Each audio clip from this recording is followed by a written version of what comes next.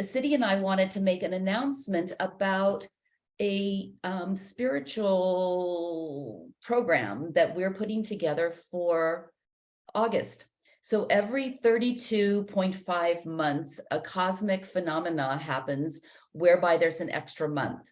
In Sanskrit, it's called Adhika Masa, and it occurs because it's an intercalculated month in the Hindu calendar. So we know that the Hindu calendar is based on the moon. It's a lunar calendar, and the Gregorian calendar that most of us operate off of is a solar calendar based on the sun. So when the two calendars come together, every 32.5 months, an extra month occurs. And this month, this one that's occurring now is this August. So it's rather auspicious in that it only comes every 32.5 months. And it is known for a very inauspicious time to begin new worldly pursuits and endeavors. However, it is considered a very good time to focus on a sattvic lifestyle for that month. The word sattvic means pure essence. It has qualities of balance, harmony, holistic, creativity, luminous serenity, peacefulness, virtuousness, and it includes aspects such as our diet, fasting, rest, contemplative mind, spiritual practice, and in particular, spiritual study. So City and I are creating a template for a month-long sattvic practice for the month of August, which can be done wherever you are. If you're at home or you're traveling or you're working, but incorporating these aspects that are considered supportive to the sattvic lifestyle, so that you might have take that month to make it a more contemplative, intentional month than others, just because we're being offered this in this blending of the West and the East. So I wanted to let you know about that. More information will come from us probably around the end of June. But it is a really great opportunity for us to set our intention on this possibility of this extra time. It's like a found month that we can decide to focus on our spirit journey, which we're doing all the time, but in a slightly different way. So looking forward to that. Today, I want to talk about yantras. So you are probably aware that I'm in Tennessee at the ashram, and I'm here to help prepare for a yantra ceremony. So I want to talk a little bit about yantras. Yantra is the physical form of sacred geometry that holds a certain vibration.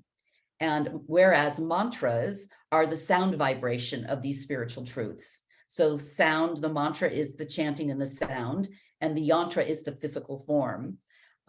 There are 5 main types of yantras: planetary yantras, which are pacifying the malefic planets; deity yantras, which is what I have, which is the blessings to gods, a particular god or goddess; vastu yantras, which rectify vastu doshas; and maha yantras, which have overall cosmic powers. So I have a Devi yantra, which if you've come to Spirit House, you've seen. I'm going to share the photo of this as I explain a little bit about. Yes, I want to continue that as I explain a little bit about, this is the yantra, my yantra. It's about 30 inches by 30 inches in size. It's quite large. There are all different sizes of yantras. But the yantra is actually, this is a yantra placed on a large slab of granite. So the granite is what you see around the edges. And the yantra is actually that copper base or the top of it that you see with the raised circle in the center. And this particular yantra is working with the deity or the goddess Devi. And she's embodied here as a lingam, which is the small stone that you see sitting in the center on top of her. She's on top of a downward facing triangle, which represents the divine feminine. And this yantra is designed in a certain way. There's a certain geometry to it, sacred geometry. So in all of the many, many different iterations of yantras, you'll see very specific, very calculated geometry, and it's sacred geometry. This particular one, because it's embodying the Devi energy, it is working with the divine feminine. So as we have spoken, Devi is the overarching like umbrella for all the different goddesses. So she embodies the different aspects of all of the goddesses in the Indian pantheon. So she's a little bit of Saraswati, and she's a bit of Kali, and she's each of them have an aspect, whether it's power or intuition or creativity or knowledge, like Saraswati. Each of them embody a particular attribute, of which we hold all of those attributes as the divine feminine. So this one representation and embodiment of her holds all of those. So she's a very powerful yantra to work with. And I know any of you who have been to Spirit House and have participated in rituals with her, you are aware of the energy that comes out of this sacred piece of as a spiritual tool. When you have a yantra, you will generally participate in a particular process, either daily or at least for new moons and full moons. So what you see here was the culmination of a Purnami, a full moon, where we broke coconuts and whatnot. We have certain chants that we chant with her. There's certain lamps that are lit. There's a whole process that happens. Yantras they're the physical form, but they can be found in things like wall hangings, paintings. All different types of art can be a yantra, a wall plate, a copper plate that may be hung on your wall. It needn't be this form, which is more like a statue sort of thing. It needn't be that large. It can be in jewelry. I'm sure you've seen many different yantra pieces in rings or in necklaces. But the idea is that we bring in the form and the vibration that has been built into this design for thousands of years. It's nothing new. This is in the Hindu tradition. Yantras are very common, just as a mantra. People who practice mantras generally have a yantra of some sort, whether it's just something hanging on their wall or whatever it happens to be. The reason I'm telling you about this is because we are in the process of preparing in the ashram here, 97 of these yantras. I've come several days early to be able to, we've had to clean the tops of them. Each of them have to be put together. The deity, the small lingam in the center, she's removed. When they're shipped from India, she's in her own separate box. There's no yellow cording on here, which is called a sutra, which is a geometric form, almost like a spider web for catching the energy and allowing it back out. So it is strung or put onto the yantra in a very specific way. And there are 3 of us here who are allowed to actually do this. So we had to do all of the 97 yantras. We had to add the yellow sutra. We had to add Devi onto it. They first had to be cleaned. All of them were cleaned. Both the base of it, the copper base, the new ones are copper, bright and shiny. Mine has been around for now 10 years. And so it's this color. And they have mercury inside of them. So if you look around the edges of the copper where it meets the granite, you'll see little gray areas. That's where the mercury is coming a little bit to the surface. It has reached the copper portion. And you'll also see in the front of it some white and a yellow dot.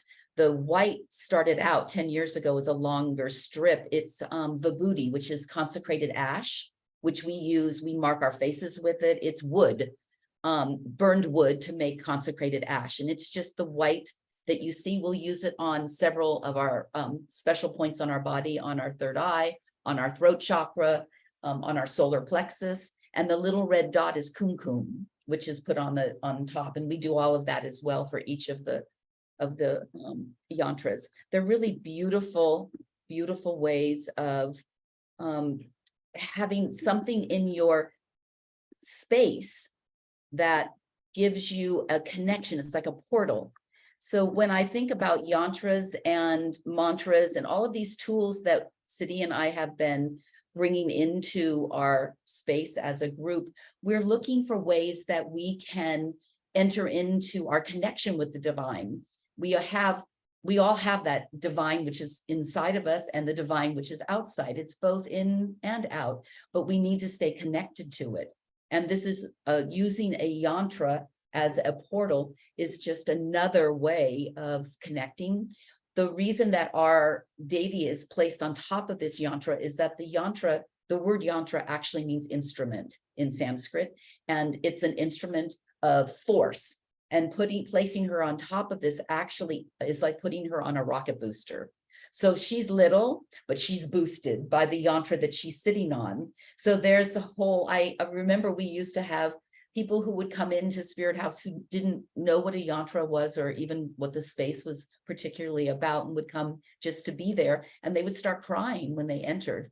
There's something that happens energetically when you include these icons, statues, mantras, yantras, all of these things in our life. So one of the things that I think would be really fun for us to look into is, what are we including? These are like altar pieces. Most of you have altar pieces that symbolize certain deities or goddesses you may find useful in your life, but making sure that we are surrounded by, in small ways, we don't have to cover our every space, but in small ways, that we're being reminded of the divinity in ourselves and our connectedness.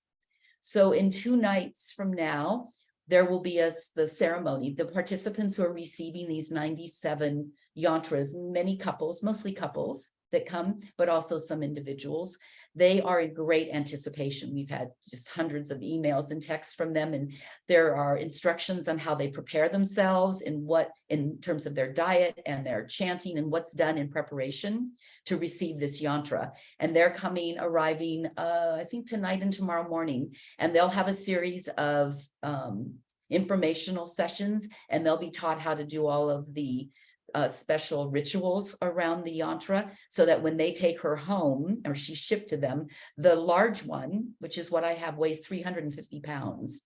So that is boxed up into a crate and will be crated to them. There's a smaller one, which is quite manageable, and people will actually physically take her home with them. But they will go through a 2-day process of instruction, and then the end of the second day, the ritual always happens at night. So they'll come into the hall maybe around 10 p.m., but Sadhguru won't even arrive until midnight, and it will be completely dark, no electricity allowed in the room. It only will be candle lit, and all of these 97 yantras are set up in a geometric positioning on the floor already. That was done several days ago, and they will be guided to their yantra. Everyone's assigned a certain yantra. They'll be guided to their yantra, and they'll sit in front of it, and they'll start a certain process of chanting that they'll be instructed to do in their preparation for Sadhguru arriving. And when he arrives into the hall, everything shifts, of course, when he arrives, but he starts an energetic process of courting each couple or individual to their yantra. So he's like planting the seed for the cultivation of a relationship between that Devi yantra and that person or couple. And then it's their job to nourish that seed and to be taking care of the daily rituals and chanting and what needs to happen when they're in town or wherever they've got their yantra, they're able to do it, and to be in relationship with that. The more you're in relationship with her, the more she shows up in your life. And I don't think it's because she's saying, well, now you did this, I'll do that. I think it's because you're more aware of her. She's there all the time, but when you're cultivating that sensitive of an energetic relationship, you become more aware of when she shows up. And it's a really beautiful relationship. His ceremony or the courting takes the amount of time it takes for him to complete it. I've had times with him where it takes like 3 hours, because he'll say later something was stuck. And he doesn't tell us it was a certain person or a yantra or the Devi or whatever. We don't know. Something energetically wasn't working. So he just keeps going at it. And he'll be chanting beautiful Sanskrit chants, and he'll be doing meditations and whatever is necessary for that process to be complete for every person in attendance. He goes as long as it takes, whatever it takes. He never stops. If he starts a process, he'll go for 24 hours if that's what it takes. And at the completion of that, each of the couples or individuals will receive a shawl, a Devi shawl, a beautiful red silk shawl that he has consecrated with vibhuti, the consecrated ash has placed on it, and he will offer it to them personally.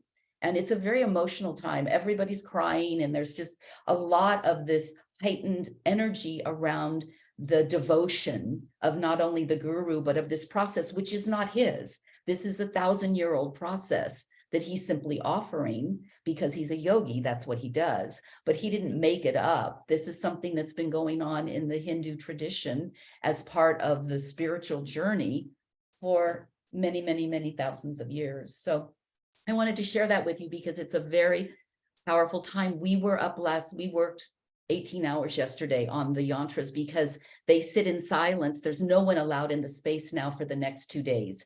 So we had to have them totally prepared and ready for the process by last night. And then the doors were locked, except for one gent who sleeps in the space with them so that they're not alone. Nobody else can come and go. He had certain instructions of how he had to prepare, and he stays in the space. And we will reopen the doors and be able to finish the final dais decorations and whatnot, bring in the flowers and the malas, which will be fresh, but that won't happen until a few hours before the ceremony. So we stayed up until it got done. It was late last night, but they all had to be cleaned and finished and ready in order for us to leave the space. So it's quite a journey. It's something to be involved at this level with this kind of intensity. And we all have the opportunity to bring intensity into our lives through our spiritual journey in many different ways. The way we feel most connected to it is when we push ourselves beyond our comfort zone a little bit, whether it's in the chanting and mantra that Siddhi and I are asking for us to be doing, or it's something that's slightly out of our comfort zone. When we stay completely in our comfort zone, then there is no growth. You're not on the edge. We have to be on the growing edge. So for this week, our affirmation will be, I am connected to spirit through many dimensions and portals. I am connected to spirit through many dimensions and portals. I'll put that in the chat section. And I'm going to turn this over to lovely Siddhi to do what she does with it. Now I want to know how it feels for this gentleman to be with all these yantras for 2 days. Now, so you should know in India, in the temple in India, which will happen here when the temple is complete and consecrated, one of the swamis sleeps in the temple every night. She's never left alone. So there's somebody in there and he's there. He gets locked in. The door's locked from the outside. He goes in when we finish cleaning and preparing her for the next day. The curtains are closed. He comes in, he sleeps outside of the curtain where she is. He said they have a little tent for him, which must be for mosquitoes and whatnot. He crawls in his little tent. We lock the door and he's gone in there until the Ma's come at 4 a.m. and they open the temple and he's out. But none of the temples, none of the deities anywhere in the ashrams are left alone. There's always a swami or one of the Ma or somebody is there with them. So here we don't have many swamis yet because this ashram is just developing. So it's one of our residents who is very much with Devi. He does much for us in the Devi world. So he was asked specifically to be with her. But he was on fire. When he got asked, he came in, he was beaming that he got to spend the night and probably tonight as well with her. They may change gents tonight, but it's quite an honor. So yeah. The energy that they must pick up. Oh my God. I've been in India when they prepared in the daytime, the flowers around, all the day. I was like, oh my, there was such an energy in the room. So I remember. Yeah. And I came back last night at about midnight and I didn't sleep till 3:30. I could not, my whole body was just vibrating from been touching her all day long. I couldn't sleep. Yeah. And you're not tired. And I am not tired now. You might be tired in a few days. Well, I'm sure I'll crash and burn somewhere. Okay, my dears, let's move our feminine energy and the Kundalini. Bring your arms up, tip of your thumb touches tip of index finger, bring your elbows back, inhale left, exhale right. Move the energy from the base through your spine to the top of your head.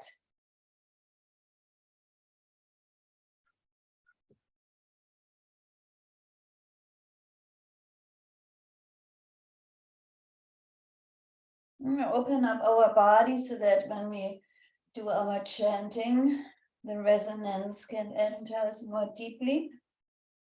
The more our body is flexible and open, the more we can, through our sensory system, receive the word.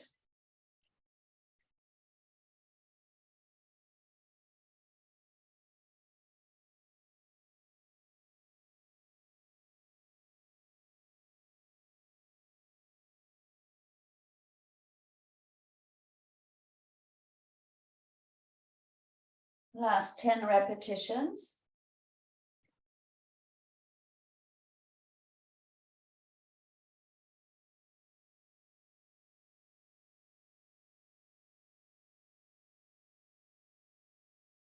And we're coming into center. Inhale deeply.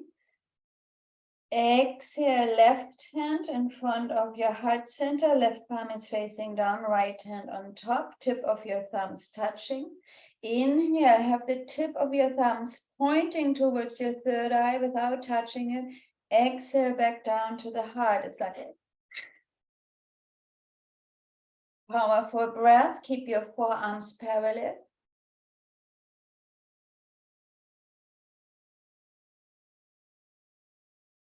Connecting the heart with our intuition.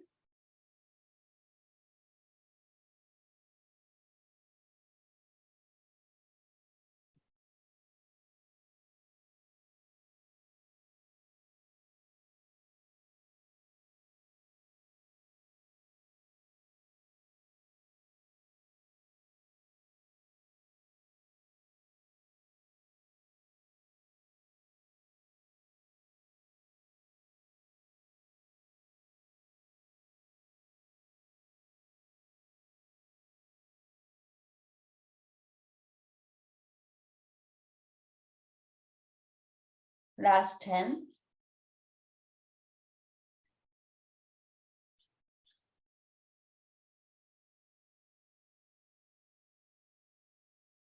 Inhale, bring your arms back out to the side. Index finger touches again the tip of your thumb.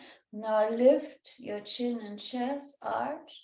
Exhale, round. Forearms are touching. Side of your pinkies are touching. Palms pointing forward. Tuck your chin in. That's your exhalation. Inhalation, open. Exhale, close.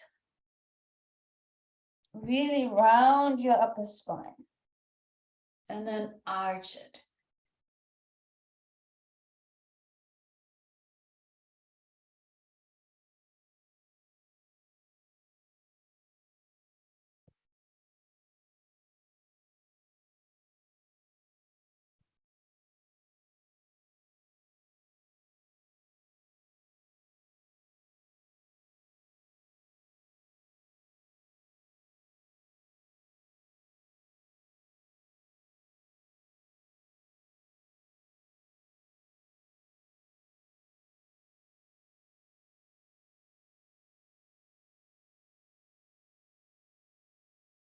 Last 10 repetition.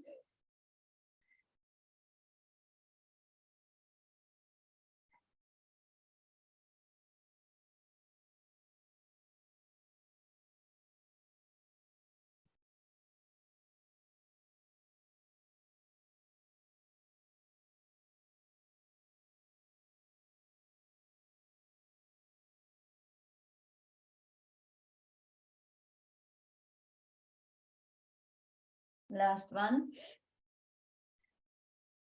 Inhale, open. Suspend your breath. Pull your perineum, sex organ and navel in and up. Pull the energy up to the top of your head. Exhale, sweep your arms out to the side. Rest your hands onto your knees. Take 3 deep breaths here.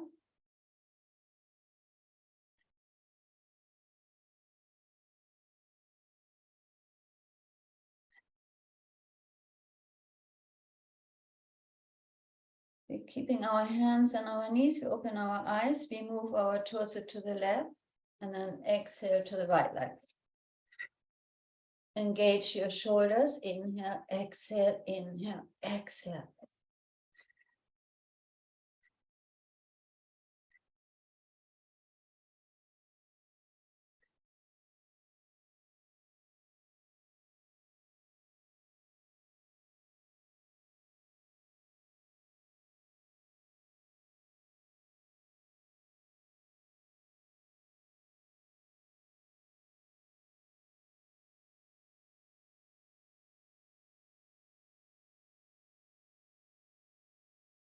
Last 10, 1.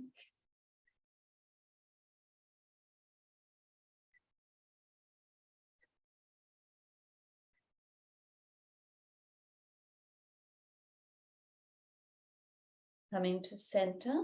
Inhale deeply, bring your shoulders up to your ears. Exhale, drop them down, or breath through the nose.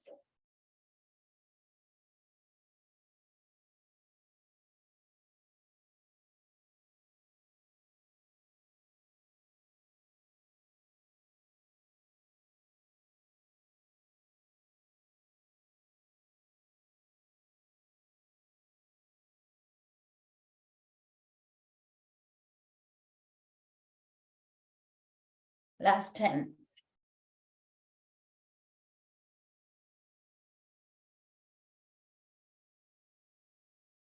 Inhale up, squeeze, squeeze, squeeze, squeeze. Suspend your breath. Just hold your breath just for a moment.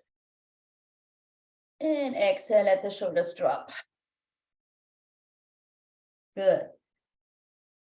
So if you sit on a chair, just bring one foot onto the ground and stretch out the opposite leg. Make sure the heel of your opposite leg is touching the ground. I think it's time to stretch out our legs.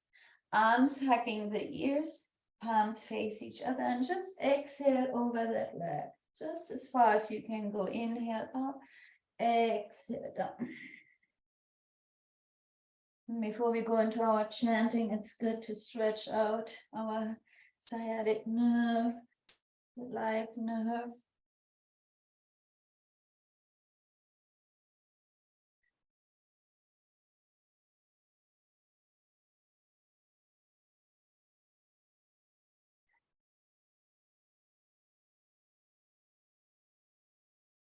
Inhaling up, exhaling down, or breath through the nose. The right foot is flexed. If you sit on a chair, scoop a little forward. Left foot is really planted onto the ground for stability.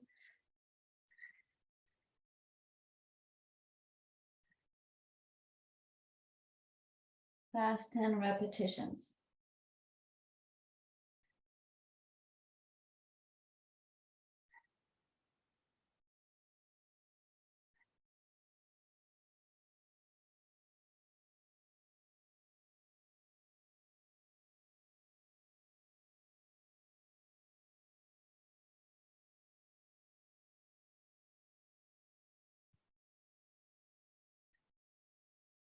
Last one. Inhale up. And we just switch legs. Last movement.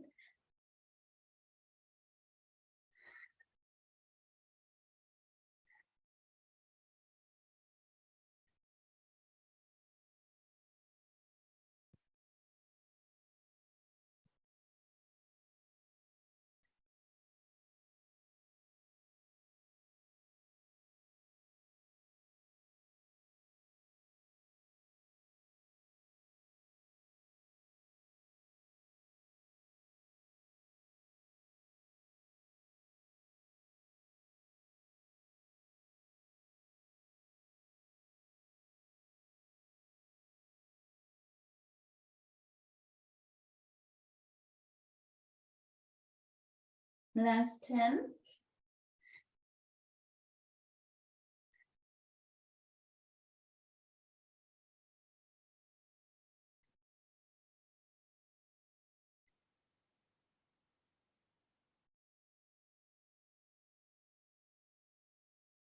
Last one. Inhale up. And exhale, sweep out to the side. Prepare yourself for chanting.